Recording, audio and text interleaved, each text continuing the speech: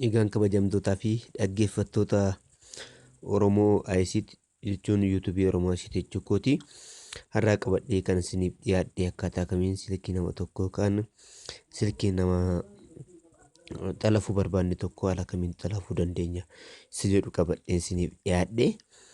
Isinis yaadni keessan nuuf galteedha. Yaada keessan qabattanii iddoo akkanaatti fooyyessaa, iddoo akkanaatti jira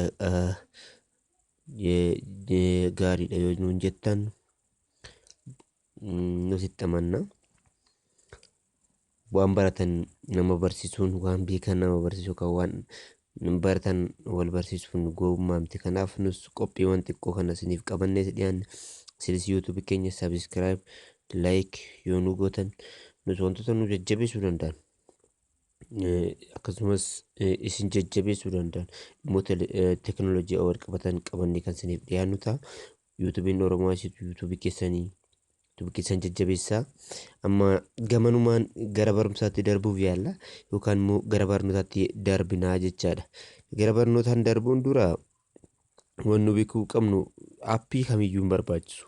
Waan kana fayyadamuudhaaf appilikeeshinii kamiiniyyuu hin barbaachisu. Moobaayiliin keenya qofti gahaadha jechaadha. Maal hojjechuudhaaf wanta kana raawwachuudhaaf jalqaba irratti kan nu barbaannu koolpaadii kan ittiin bilbilan bakka maxxiyee jirtu kana agartu ishii bichaa barbaachisaa jechaadha. Ishii okay jenna. Erga ishii okay jennee star jenna. Ammas star jenna.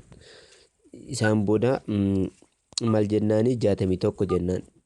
61 jennee star jennaan. Lakkoofsa bilbilaa keenya galchina. Silkeenya irratti silkee namichaa irratti yookaan kan nama hidhuu barbaannu sana irratti raawwachaa jirra jechaadha. Dhumarratti riqaa jenneetu irratti bilbilaa jechaadha kun iddoo xiyyaa. Sanaa booda call forwarding was successful, registration was successful jedha. Kanaaf silkiin kee guutummaa guutuutti maal ta'eera hidhameera jedha. Haala namuu maal goona irraa kaasuu barbaanne riqaa 61 riqaa jennee okay jenna.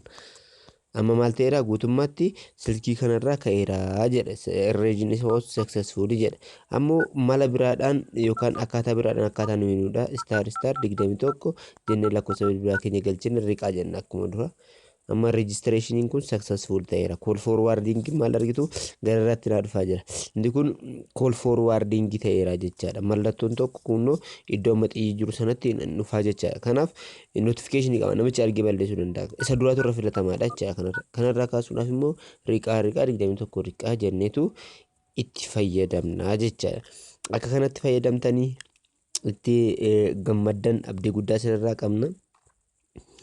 Isinis YouTube kanatti gammaddanii YouTube keenya deeggaraa nu cina dhaabadhaa nus isin cina dhaabbanna dhimmoota teekinooloojii wayitaawwaa hedduu wal qabatan qabannee dhiyaanneerra yoo isin nurraa fudhattan nus dhimmoota teekinooloojiidhaan wal qabatan akkasiin geenyu abdii guddaa qabna. Oromoo ICT